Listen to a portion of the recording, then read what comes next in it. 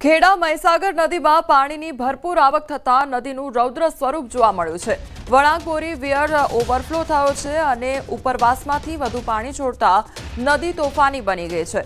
મહીસાગર નદીમાં પાણી આવતા પૂરની પરિસ્થિતિ જોવા મળી તો ખેડા જિલ્લાના નદી કાંઠાના 30 થી વધુ ગામડાઓને એલર્ટ કરવામાં આવ્યા છે। હાલમાં 3.47 લાખ ક્યુસેક પાણી નદીમાં છોડવામાં આવી રહ્યું છે। મહીસાગર નદી પર આવેલ ગળતેશ્વર અને ડેસરને જોડતો કોઝવે બ્રિજ બંધ કરવામાં આવ્યો છે।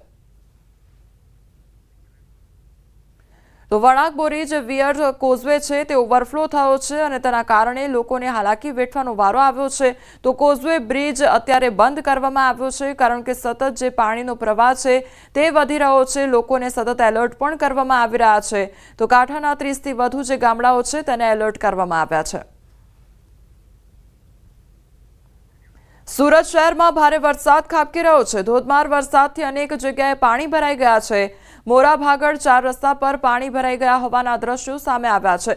તો સુરતમાં સતત અવિરત વરસાદ ખાબકી રહ્યો છે અને તેના કારણે ઠેર ઠેર પાણી ભરાઈ ગયા છે। તો વાહન ચાલકોને વાહન હંકારવામાં પણ મુશ્કેલીનો સામનો કરવો પડી રહ્યો છે કારણ કે ઘૂંટણસમા પાણી ભરાઈ જતા તે લોકોના વાહનો પણ બંધ પડી જઈ રહ્યા છે।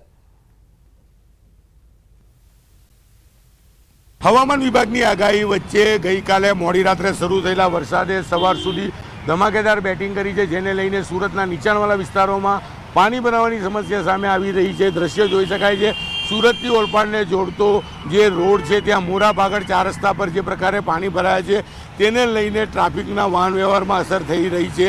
જો કે વરસાદ વિરામ લેતા ધીરે ધીરે પાણી હવે ઓસરી રહ્યા છે, પણ જે રીતે આખી રાત વરસાદે ધમાકેદાર બેટિંગ કરી છે જેને લઈને સતત પાણી સુરત શહેરના અલગ અલગ વિસ્તારોમાં ભરાયા હતા। વહેલી સવારે વરસાદને વિરામ લેતા પાણી ઓસરવાના શરૂ થયા છે, પણ પાણી જે રીતે ભરાયા છે એટલે કે ફરી એક વખત મહાનગરપાલિકાની પ્રી મોન્સૂનની કામગીરી અથવા તો પાણીના નિકાલની વ્યવસ્થા નિષ્ફળ નીવડી છે તે અહીંયાથી સાબિત થાય છે। તમામ લોકોને પાણી વચ્ચેથી પસાર થવાની નોબત આવી છે। કહી શકાય કે સિઝનના પહેલા વરસાદમાં પણ આ એ વિસ્તાર છે કે જ્યાં મોટા પ્રમાણમાં પાણી ભરાયું હતું અને અત્યારે પણ આ જ વિસ્તારમાં પાણી ભરાયા છે। કહી શકાય છે સિકોતર માતાનું મંદિર છે ત્યાં આગળ પાણી ભરાયા છે। તમામ લોકો આ પાણી વચ્ચેથી પસાર થઈ રહ્યા છે, એટલે કે તંત્રની બેજવાબદારી કહી શકાય। અને જે પ્રકારે મોડી રાત્રે શરૂ થયેલો વરસાદ છે આ વરસાદને કેટલી ઝડપે અથવા કેટલી ગતિ કેવી હતી તે એના પરથી જોઈ શકાય છે કે શહેરના અલગ અલગ નીચાણવાળા વિસ્તારોમાં આ પ્રકારે પાણી ભરાવાની સમસ્યા સામે આવી છે। ત્યારે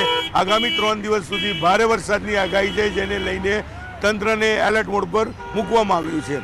કેમેરામેન જીગર ગુગલ સાથે કિતેશ પટેલ, ન્યૂઝ 18 ગુજરાતી, સુરત।